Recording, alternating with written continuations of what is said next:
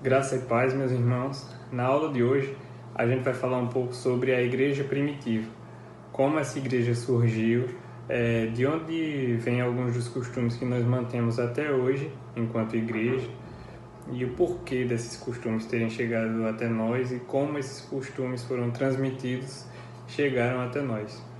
Durante essa aula, eu vou abordar alguns aspectos importantes sobre a história da igreja. O primeiro aspecto é o que é a igreja, o que Jesus quis fundar, que grupo é esse que Jesus quis fundar, qual a função desse grupo e como esse grupo deve funcionar. Outro aspecto sobre o qual eu vou falar é sobre a fundação da igreja, como a igreja foi fundada, onde exatamente, numa linha do tempo, teve início a história da igreja para chegar até os dias de hoje como a conhecemos. Outro ponto importante é sobre a comunhão dos primeiros irmãos, como funcionava a comunhão dos primeiros cristãos, dos crentes daquela época, e isso vai ajudar a gente a entender bastante como deve funcionar a nossa comunhão hoje, quais os padrões de comunhão que foram estabelecidos pelos apóstolos de Cristo, que eram seus representantes oficiais, vamos dizer assim. Então a gente vai falar também um pouco sobre a perseguição da igreja nos primeiros séculos, sobre o que essa perseguição resultou e nos reflexos que essa perseguição tem até nós nos dias de hoje também.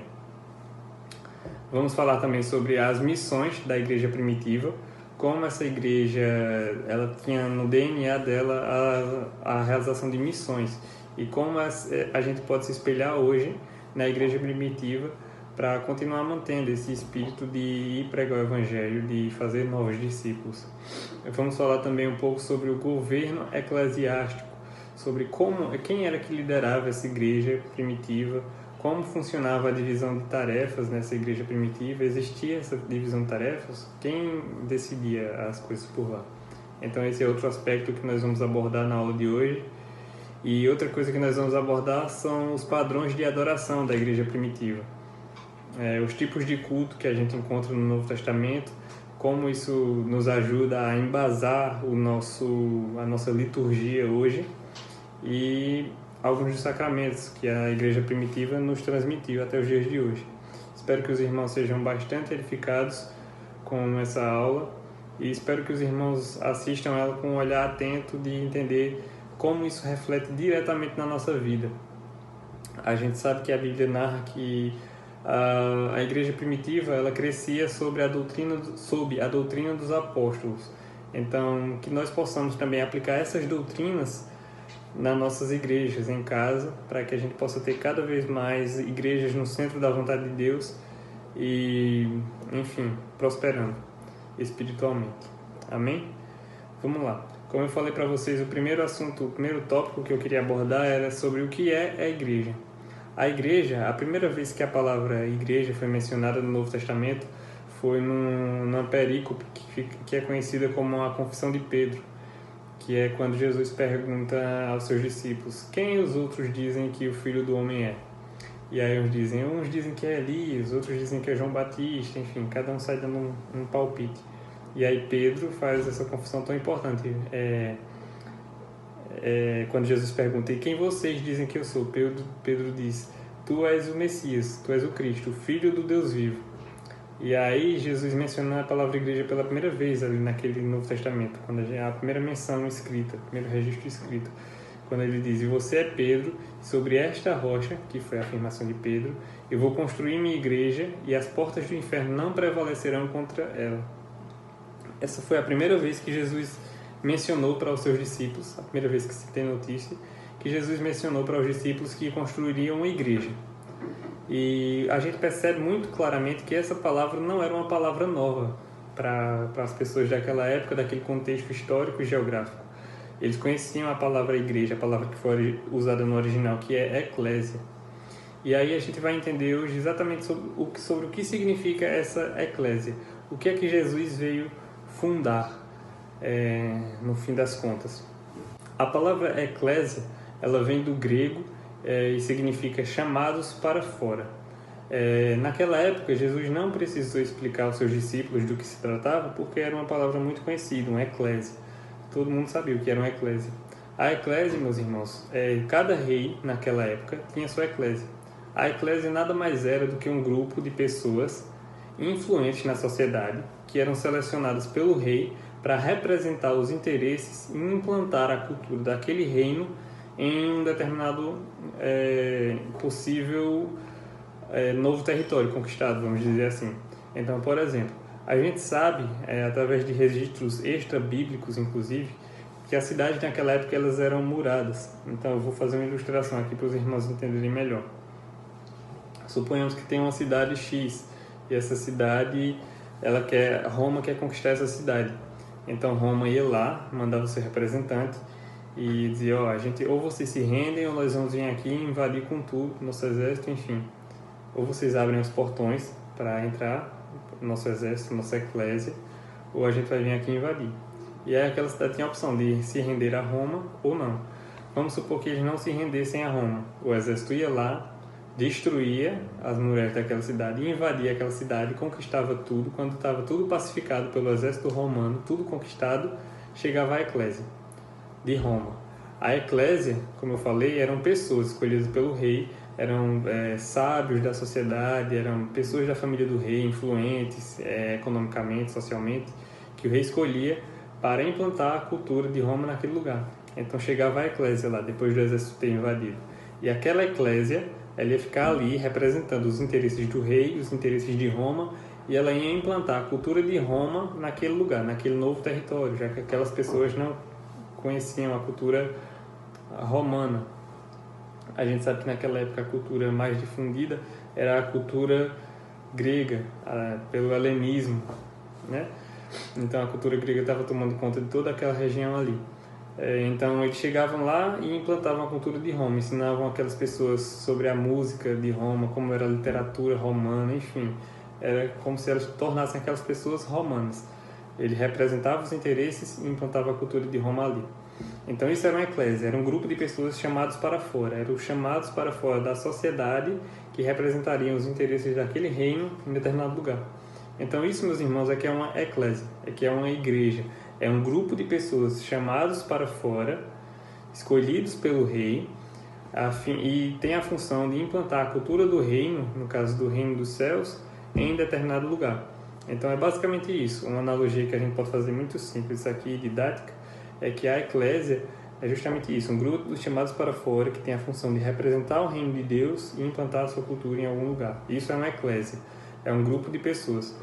Então foi isso que Jesus quis fundar. Essa é a eclésia que Jesus quis fundar, essa é a igreja que Jesus quis fundar, e por isso ele não precisava dizer àqueles irmãos o que era a eclésia, não precisou explicar o que era a eclésia. Era uma palavra conhecida. E essa eclésia, como eu bem falei, ela é um grupo de pessoas. Ela não pode ser formada por um indivíduo apenas, mas ela é formada por um grupo de pessoas.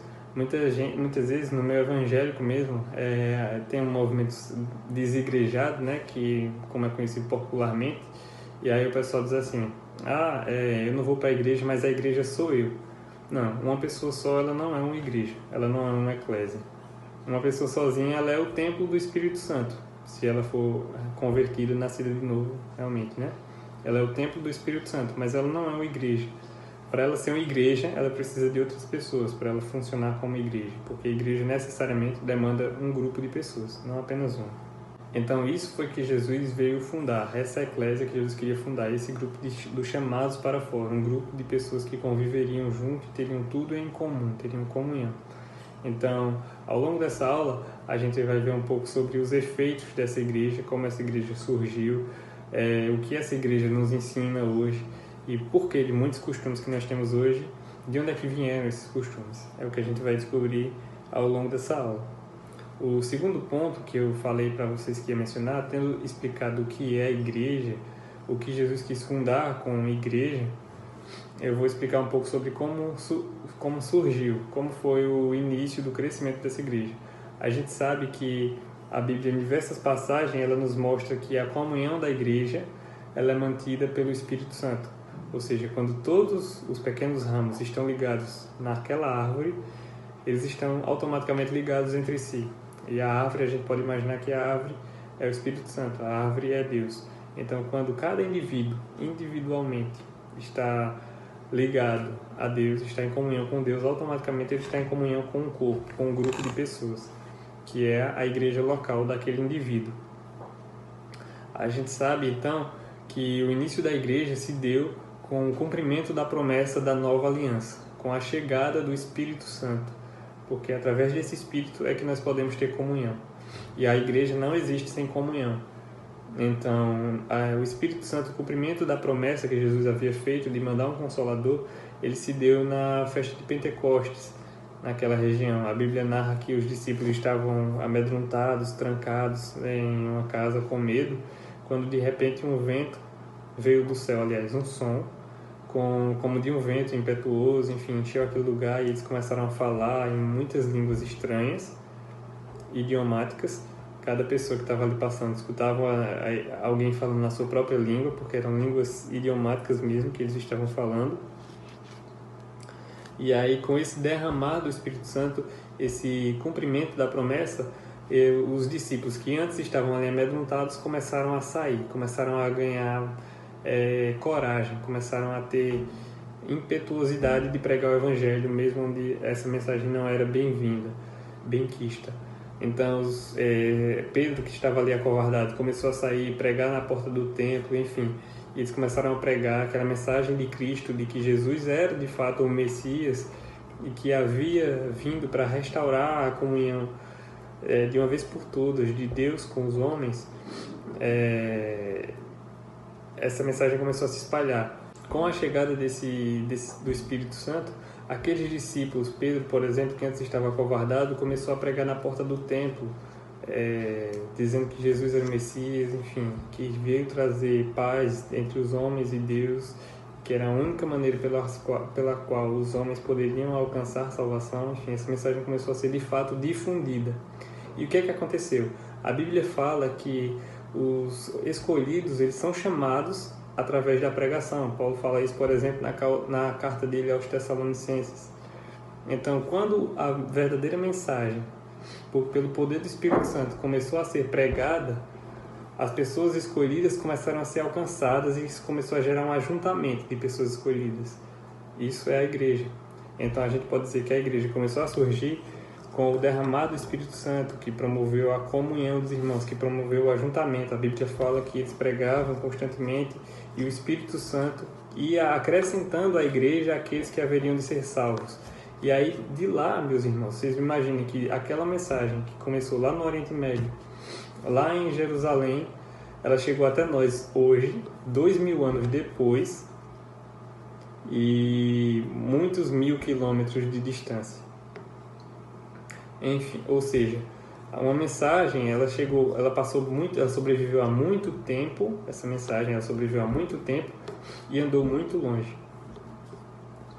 Isso se deve ao poder do Espírito Santo, ou seja, a mensagem que hoje nós pregamos, a doutrina que hoje nós pregamos e proclamamos, os escritos que hoje nós temos, eles nos foram transmitidos pelos primeiros irmãos, pelos primeiros cristãos da igreja primitiva. Um fenômeno muito importante que aconteceu também na fundação da igreja, no iniciozinho da igreja, foi que muitos irmãos, eles continuavam a cultuar no templo, eles continuavam a manter certos costumes judaicos, o que logo foi corrigido pelo apóstolo Paulo, por exemplo, corrige o apóstolo Pedro a esse respeito. Então, enfim, eles queriam manter alguns de seus costumes, mas aos poucos a igreja foi ganhando uma identidade própria, uma essência. E essa essência nós carregamos ela hoje. O terceiro tópico agora que eu vou falar é sobre a comunhão dos irmãos de Jerusalém. Como é que funcionava essa comunhão?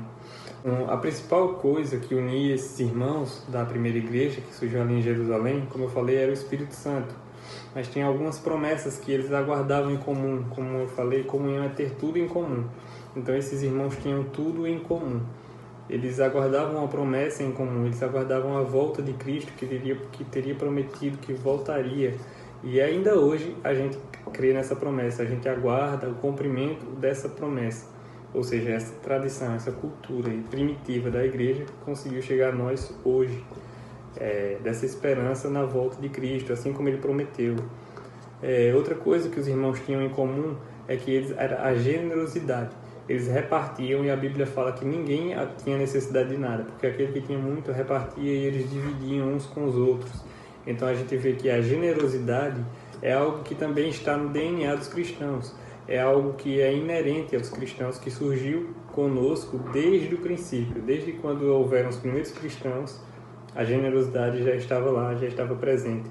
A vontade de ajudar uns aos outros, a vontade de ter tudo em comum uns com os outros já estava presente naquela época.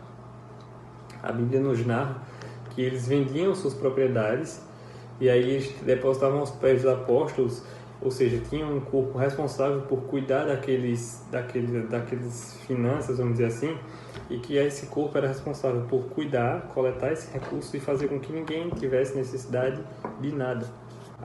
Isso está narrado em Atos 2, verso 44. Outra coisa que mantinha a união dos irmãos era que eles realizavam a ceia, eles tinham o costume de se reunir para ceiar. Esse costume foi passado pelo próprio Cristo. E a gente pode encontrar isso revelado lá em Atos 2, 42 ao 46. Os irmãos daquela época já realizavam a ceia. E essa ceia, meus irmãos, era uma refeição comum.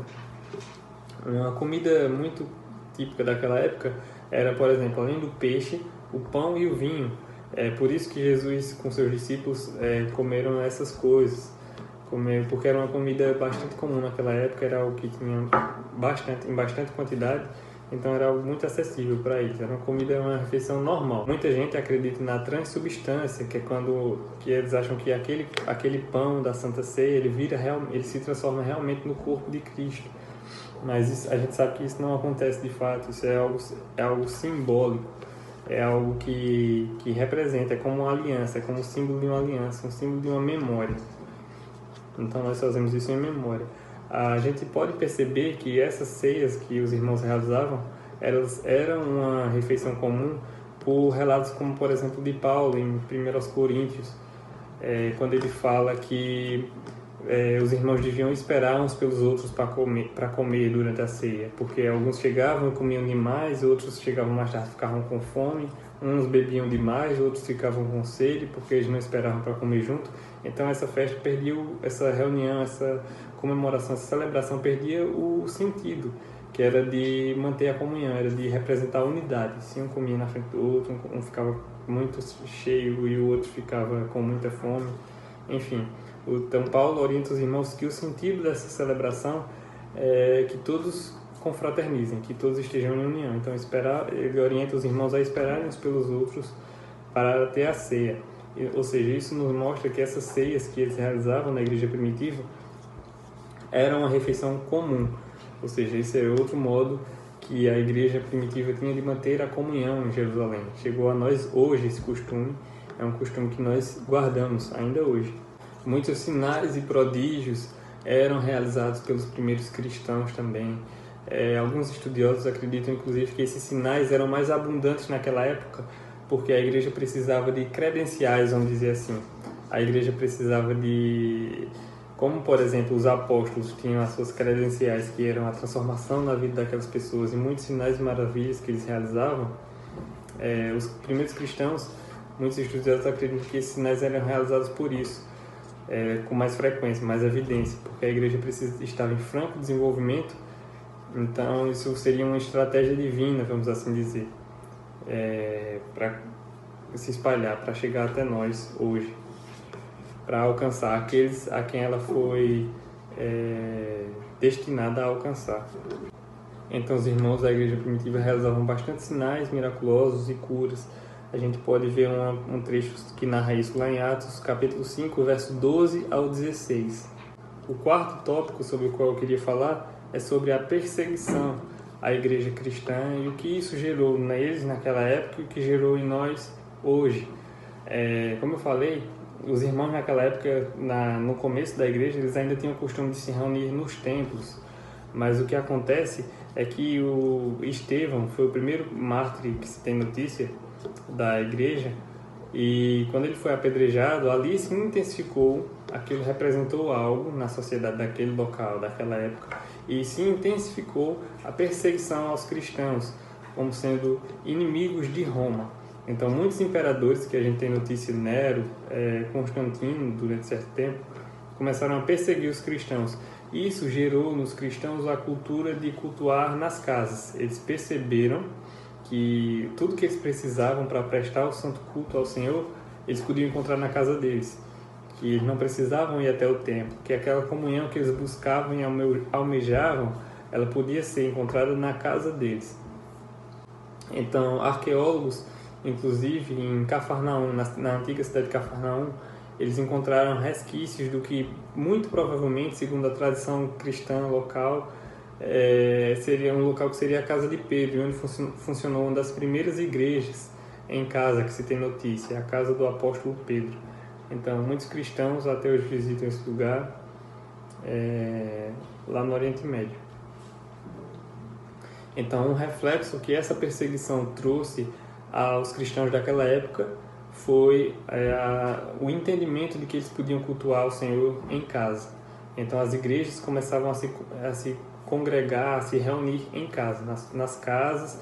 Isso fazia com que o grupo fosse menor, que os irmãos pudessem, de fato, praticar os 22 mandamentos recíprocos do Novo Testamento, como amar uns aos outros, suportar uns aos outros, exortar uns aos outros, carregar os fardos uns dos outros.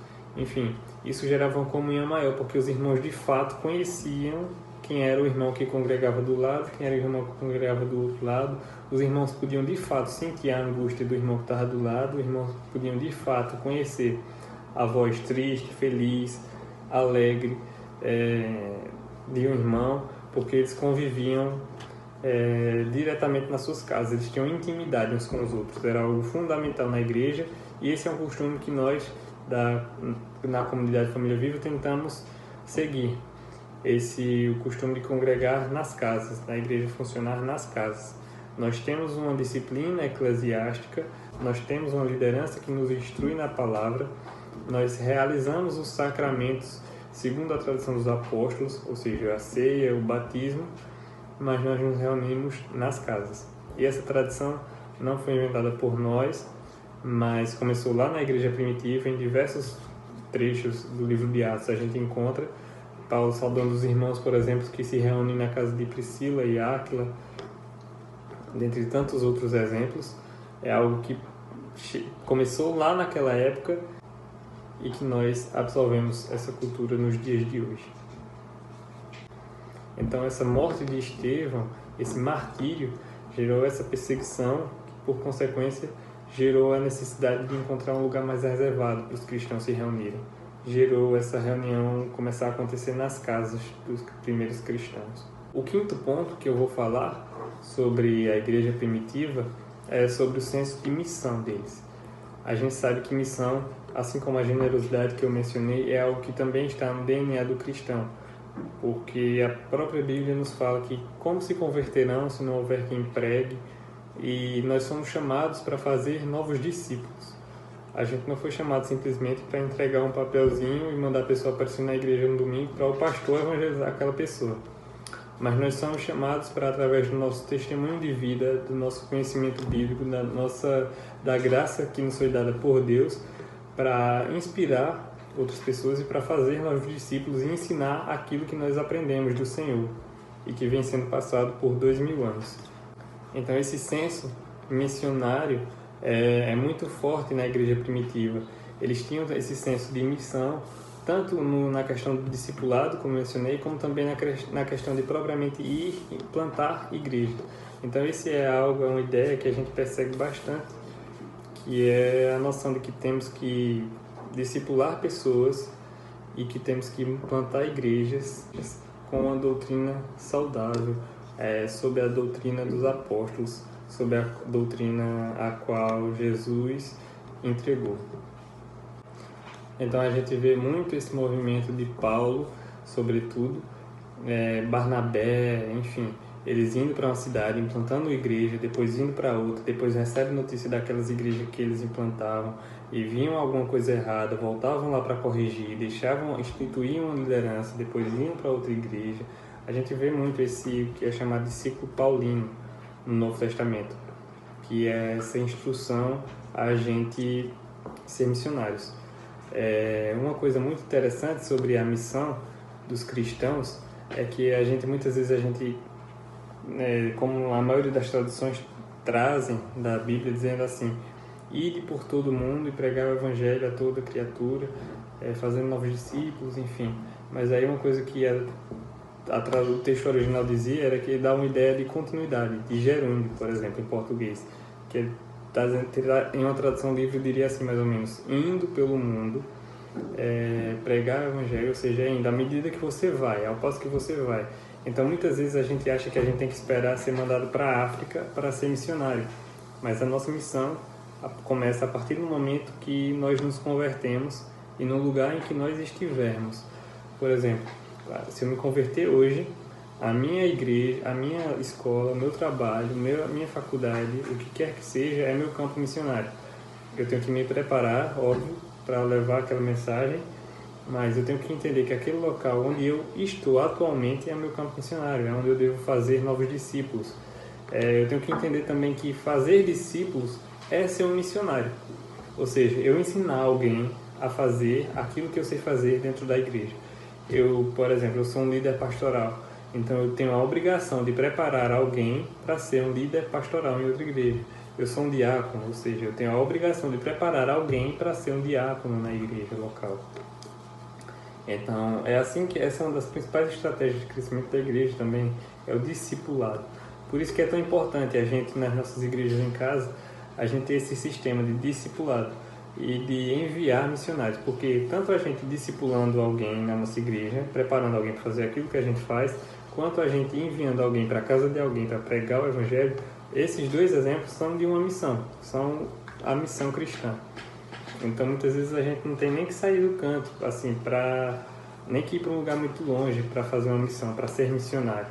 A gente pode ser missionário na cidade que a gente vive, tanto fazendo discípulos quanto plantando igrejas propriamente dita. Por isso que o discipulado é tão importante, por isso que a gente reforça tanto a importância do discipulado nas casas.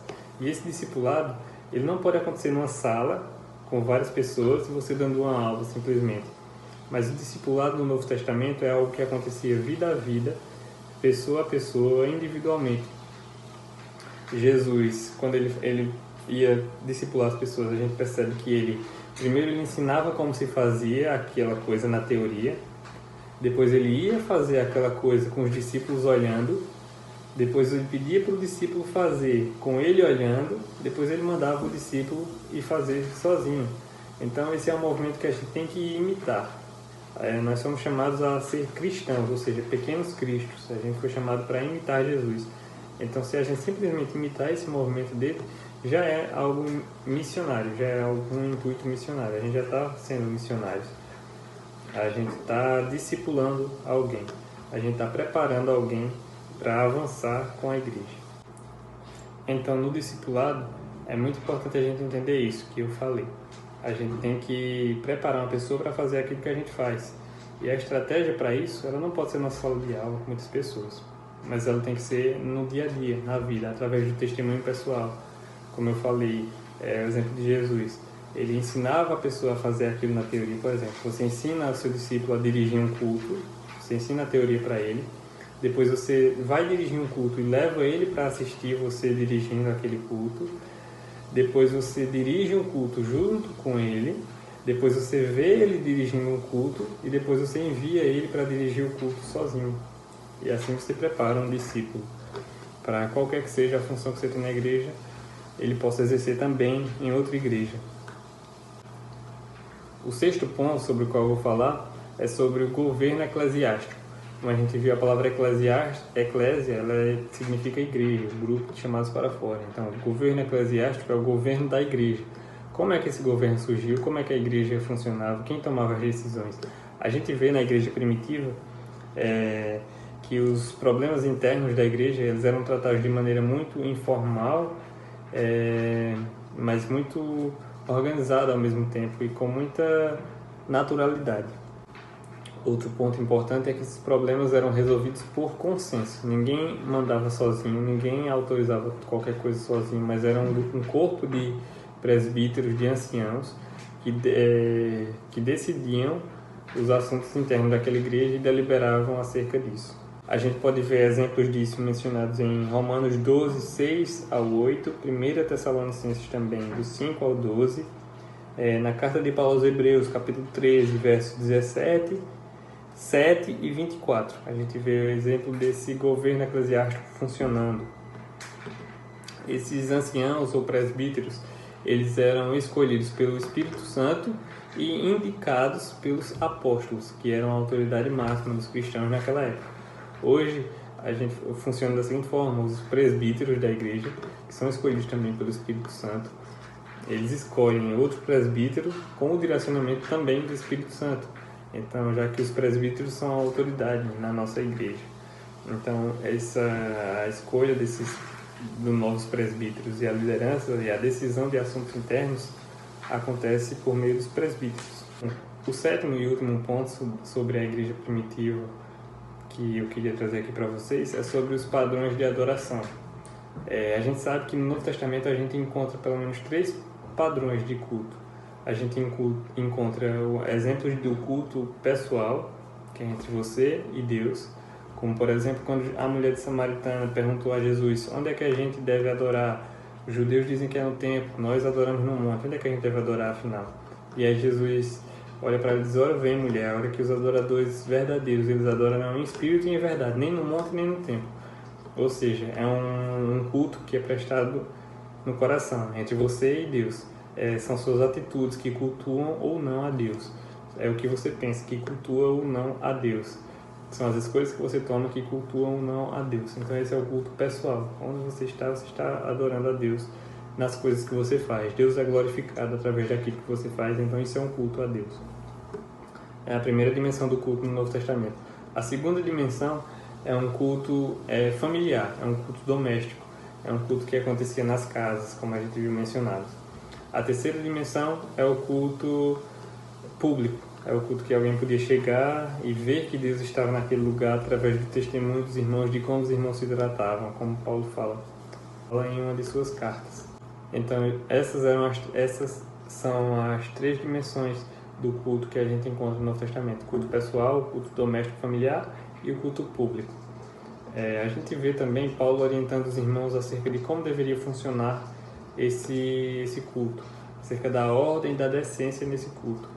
Paulo mostra pra gente que o culto deve ser algo colaborativo, que uma pessoa só pregando toda semana para outro grupo de pessoas não é um culto propriamente dito, porque isso é só uma pessoa pregando para outras pessoas. Mas um culto, ele deve ser realizado com a participação da igreja.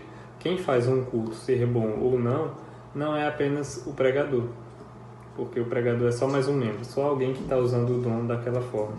Mas todos os outros irmãos têm um dom também e devem usar seus dons para edificar uns aos outros.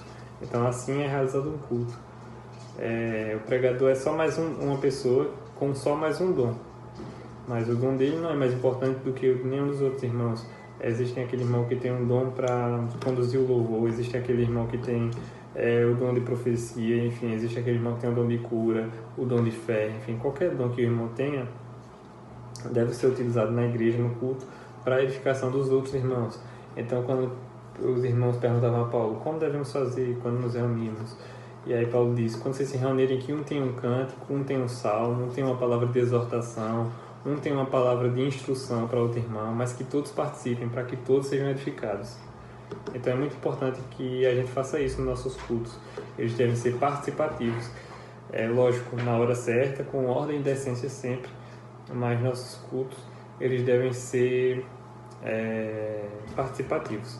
Cada um deve contribuir com algo, com seu dom. Cada um deve buscar edificar seu irmão. Então, o culto a Deus na igreja, no lar, por exemplo, não é só uma pessoa falando uma vez por semana e os outros todos calados, mas é um lugar onde a igreja de Cristo se reúne e cada um leva do seu dom para compartilhar com os irmãos e edificar uns aos outros. Então, todos têm que participar, todos devem usar seus dons, todos devem edificar os irmãos que estão ali presentes. Então, era assim que funcionava o culto no Novo Testamento, na igreja primitiva, e isso é outra parte dessa cultura que nós absorvemos também e que nós devemos buscar imitar. É a cultura desse culto participativo, onde todos usavam seus dons, todos buscavam saber qual era o seu dom e todos tentavam usar seu dom no momento do culto para edificar os irmãos que ali estavam. Então é isso, meus irmãos. Espero que tenha ficado bastante claro para vocês sobre essas questões que eu trouxe aqui da igreja primitiva, como surgiu, como era governada, como eles se reuniam, como isso nos influenciou nos dias de hoje. Espero que os irmãos tenham sido bastante edificados e espero que os irmãos possam, entendendo melhor isso, possam ajudar mais ainda a sua igreja local e contribuir com o avanço do reino de Deus. É isso e até a próxima aula.